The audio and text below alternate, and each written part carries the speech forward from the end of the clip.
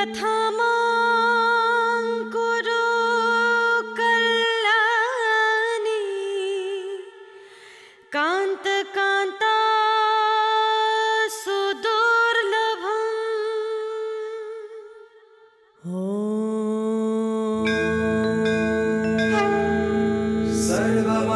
सर्वमङ्गलमाङ्गल्ये शिवे सर्वार्थसाधिके शरण्ये त्र्यम्बके गौरी नारायणी नमोऽस्तुते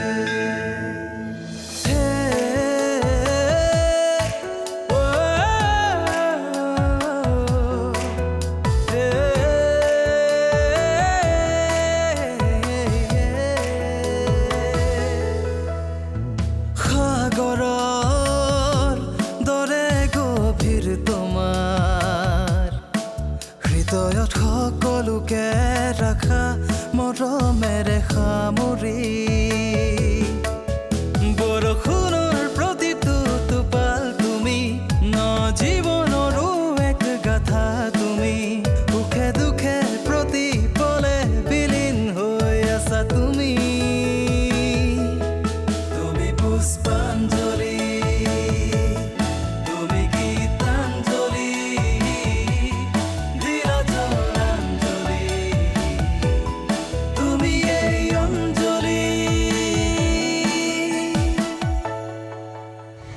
ছোৱালী ভাল পাবলৈ তাক কোনে সুযোগ কৰি দিছিল নিজৰ কাৰণে যিবিলাক কাম নিজে কৰি ল'ব লাগে সেইবোৰ মাৰ বাপৰে কৰি দিব বুলি বহি আছ আৰু মাক বাপেকে কৰি দিবলগীয়া যিবিলাক কাম আছে সেইবোৰ হ'লে নিজে কৰি ল'বলৈ ঠিকেই বুজি পাইছ হাজবেণ্ডৰ ঘৰতকৈ মই মোৰ মা দেউতাৰ ঘৰত বেছি সুখ আৰু শান্তিৰে আছোঁ মোৰ এই সুখ শান্তিবোৰত কোনোবাই বাধা দিলে তাক কিন্তু মই ৰেহাই নিদিম কাৰণ মই মোৰ সুখ আৰু শান্তিবোৰ জোৰকৈ হ'লেও মই আদায় কৰি ল'ব জানো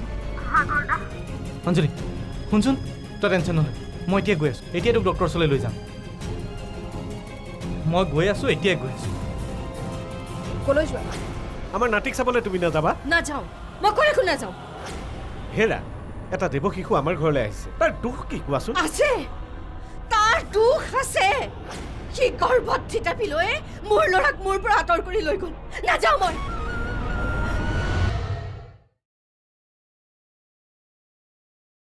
মা এওঁ আজি ঘৰলৈ নাহে নেকি আহিবতো লাগে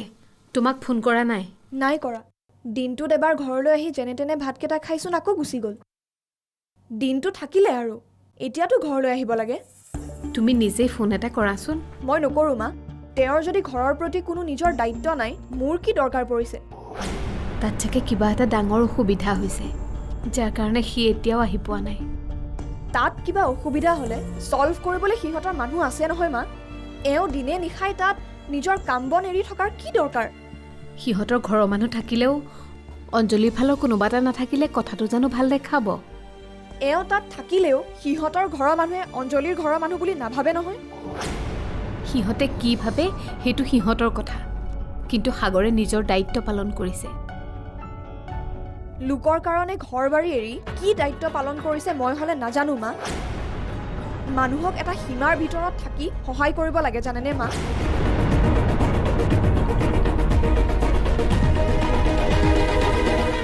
খুৰী অ খুৰী খুৰী খুৰী কাইলৈ জানো আমি কিবা এটা নিয়ম কৰিব নালাগিব কিহৰ নিয়মৰ কথা ক'লি বৌক কালি হস্পিটেলৰ পৰা আনিব কেঁচুৱাটো প্ৰথমবাৰ ঘৰলৈ আহিব আমি কিবা কিবি কৰিব নালাগিব জানো অঁ লাগিছিল নেকি মই কথাটো ভবাই নাই নহয় ময়ো বিশেষ নাজানো এনেই মনলৈ অহাৰ বাবেহে কৈছোঁ ঘৰলৈ নতুন সদস্য এজন আহিব গতিকে অলপ আদৰ সাদৰ কৰি ঘৰ সোমোৱাটো ভাল হয় নে কি কয় তেনেহ'লে কথাটো ফাইনেল কৰি কোনে ক'ব পাৰিব বাইদেউ সুধিলেহে হ'ব ইহ ভাল কথা কৈছে বৰমাই নাতিয়েকক চাবলৈয়ে নগ'ল এতিয়া আকৌ ধূপ ধূনালৈ আদৰিবলৈ যাব এৰা সেইটোও হয় বৰমাই বাৰু সেই অকণমানিটোৰ লগতো জেদ ধৰিব লাগেনে মই হ'লে কথাটো ভাল পোৱা নাই মই সেইবোৰত একো মাত নামাতো দেই কিবা এটা মই ক'ম পিছত আকৌ কোনোবাই মই লবি পকাইছোঁ বুলি ক'ব আপুনি কাৰ কথা কৈছে বাইদেউৰ কথা তাই বাদেনো আৰু আছে কোন আমাক কথা শুনাবলৈ ইমান বছৰ হৈ গ'ল নিজৰ মানুহটোৰ পৰাই ডাঙৰকৈ কথা এষাৰ শুনি নাপালোঁ তাইক চাচোন বাৰু বাদ দিয়ক খুৰী যিয়ে আৰ্জিব সি ভুঞ্জিবও লাগিব ভগৱানে তাইক এসেকা দিলেই হ'ল আৰু আমাৰে মইনা খুবায়ে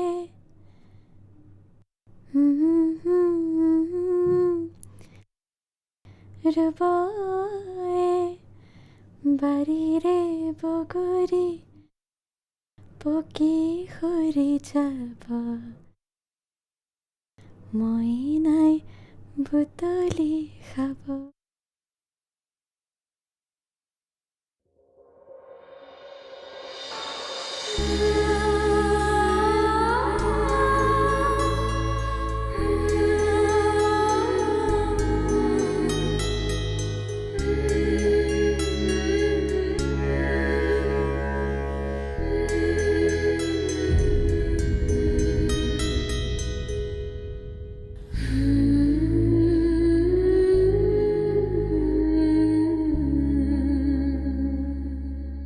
মই কৈছিলোঁ তোমাক মাহঁতে বিচৰা নাই যেতিয়া আমি সন্তানটো জন্ম নিদিওঁ দিয়া কিন্তু তুমি নুশুনিলা ময়ো মাৰ দৰে অন্ধবিশ্বাসত ডুব গৈছোঁ বুলি ক'লা তোমাৰ ইচ্ছামতেই মই মা হ'লোঁ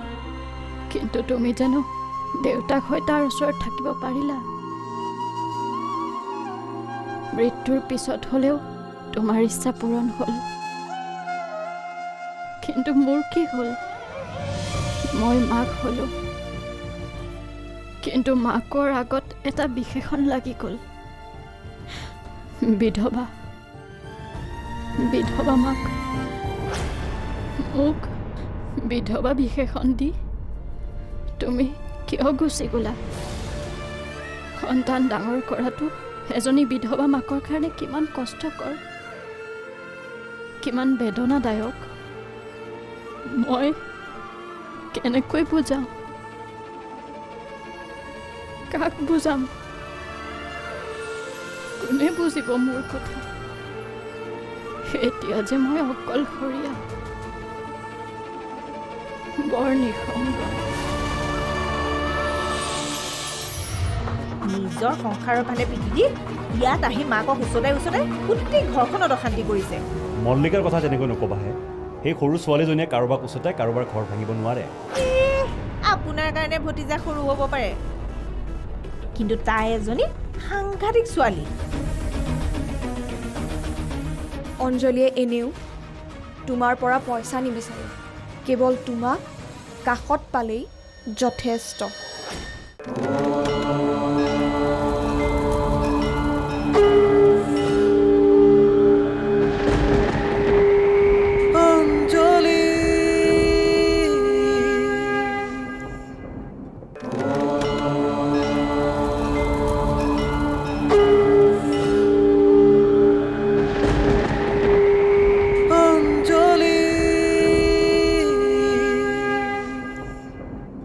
কথাবোৰ বেয়া হৈছে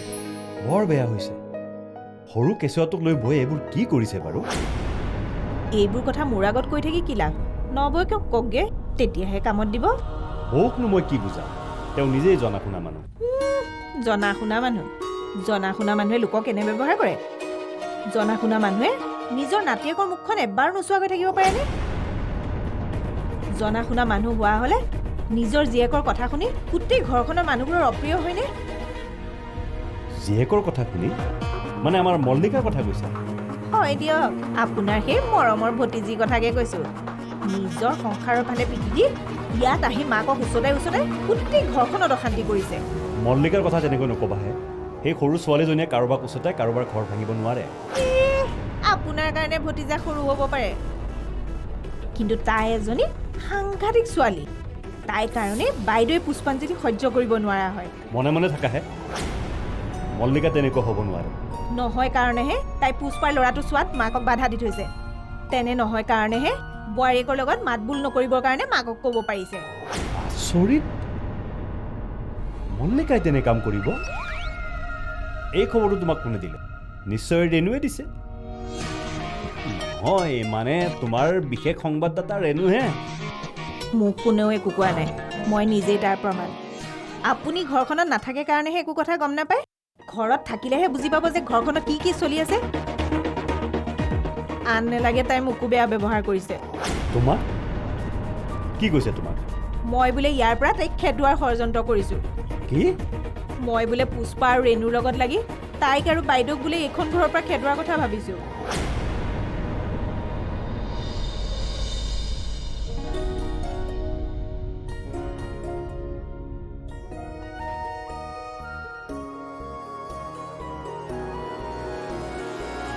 কলেজলৈ যাবা নে আন ক'ৰবালৈও যাবা কলেজলৈ যাম আন কৰিবলৈ একো কিয় যাম ক'ব নোৱাৰি নহয় তোমাৰতো আজিকালি আন বহুতো দায়িত্ব থাকে ঘৰ সংসাৰ চাকৰি এৰিও তোমাৰতো আজিকালি বহু লোকৰ বহুত দায়িত্ব পালন কৰিবলগীয়া থাকে অঞ্জলিৰ কথাতে লাগি আছা নহয় তাইৰ কাৰণে পইচা পাতিও খৰচ কৰিবলগীয়া হোৱা নাইতো আচ্ছা শুনাচোন হস্পিটেলৰ বিল কোনে দিছে বাৰু তুমি খৰচ কৰিবলগীয়া হোৱা নাইতো সিহঁতৰ ইমানো দুৰৱস্থা হোৱা নাই যে লোকৰ মানুহে গৈ হস্পিটেলৰ বিল দিব লোকৰ মানুহ তুমিতো অঞ্জলিৰ নিজৰ ককায়েক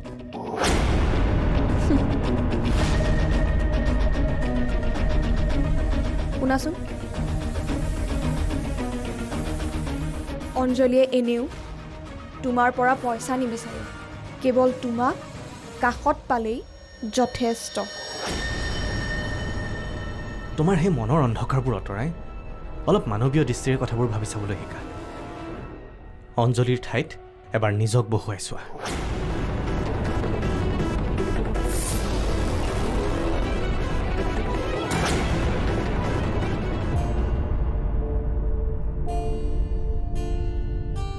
বহা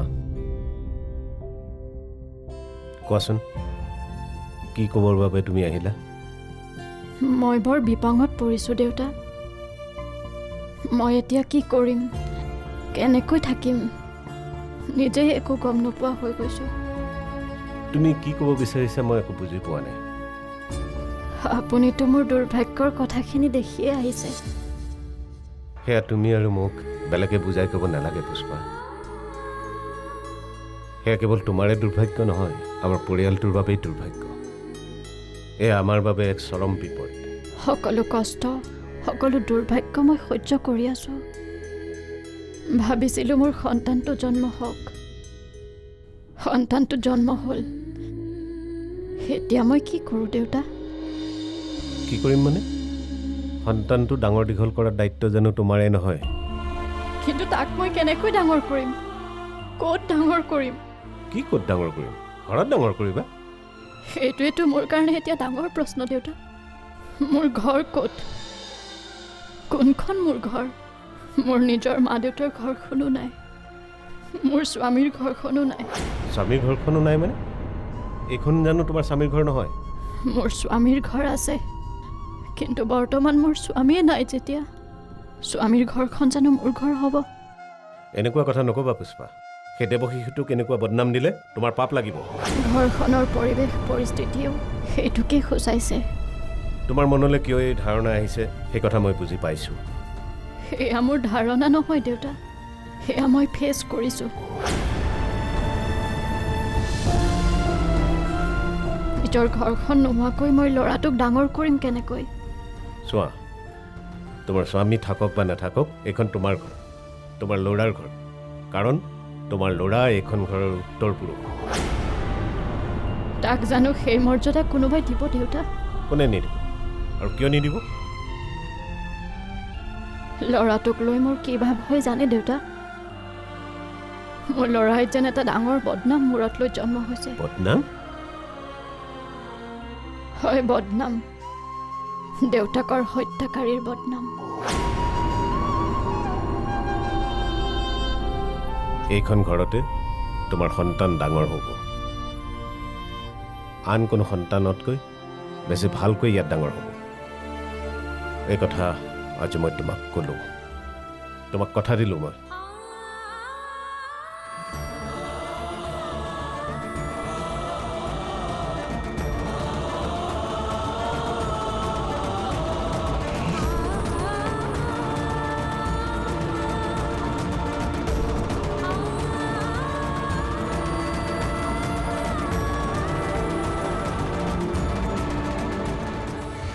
আপোনালোকৰ মা দেউতা বহুত সৰুতে ঢুকাল নেকি?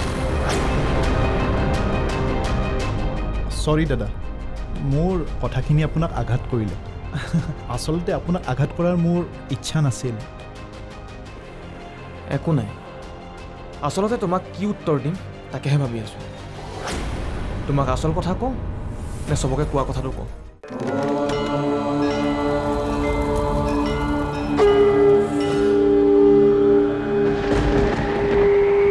অঞ্জলি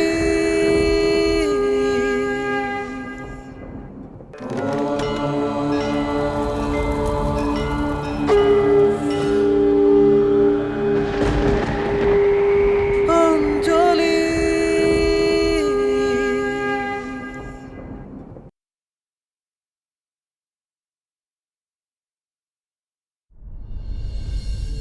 মা, তোমালোকৰ লগত কথা এটা আছিলে। আমাৰ লগত মানে বহাচোন। তোমালোকৰ লগত মানে তোমাৰ আৰু দেউতাৰ লগত। দেউতাৰ দেখোন ঘৰত নায়েই। জানো, সেইকাৰণেতো তোমাক কৈছোঁ, প্লিজ দেউতাক কথাটো কৈ দিবা না। কি কথা কচোন? মানে মই বিজনেছ কৰিব খুজিছোঁ। কি বিজনেছ কৰিবিনো? সেইটো মই কেনেকৈ জানিম? মই কি কৰিলে ভাল হ'ব তোমালোকে ঠিক কৰি দিব লাগিব। আমি ঠিক কৰি দিম। তই কি কৰিবি, কেনেকৈ কৰিবি সেইটো আমি কি জানো? তইহে জানিবি। মা, তাৰমানে মই বৰদেউতাৰ লগত মিলি কিবা এটা কৰাৰ কথা ভাবিছোঁ। তুমিতো জানাই ৰিতেশ, উৰ্মিলা মোৰ একমাত্ৰ ভণ্টি।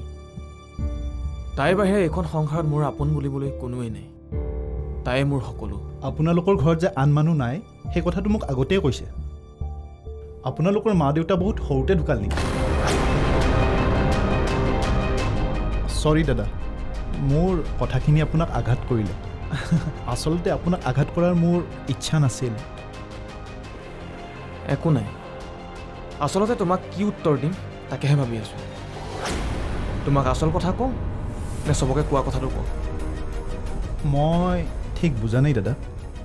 আমাৰ মাহঁতৰ সম্পৰ্কে দুটা উত্তৰ আছে। এটা হ'ল আমি সৰু থাকোঁতে আমাৰ মা দেউতা ঢুকাল। এইটো চিম্পুল আৰু ষ্ট্ৰেইট। কিন্তু উত্তৰটো সম্পূৰ্ণ সঁচা নহয়। মা দেউতা সম্পৰ্কে আৰু এটা উত্তৰ আছে, যিটো উত্তৰ সঁচা কিন্তু চবৰ আগত নকওঁ। তোমাক অৱশ্যে কথাবোৰ ক'ব পাৰি, কাৰণ